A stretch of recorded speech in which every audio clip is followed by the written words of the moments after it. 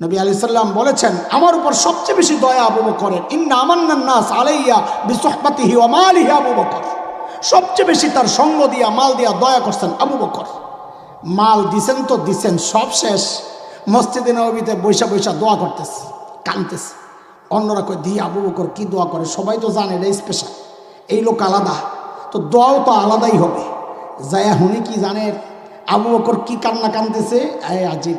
ও আল্লাহ, ও আল্লাহ, আপনার হাবিবের দিলের মধ্যে বসায়া দেন। হাবিব আবু বকরের মাল রে নিজের মাল মনে করে আপনি খরচ করেন, আবু বকরের কাছে চাইেন না।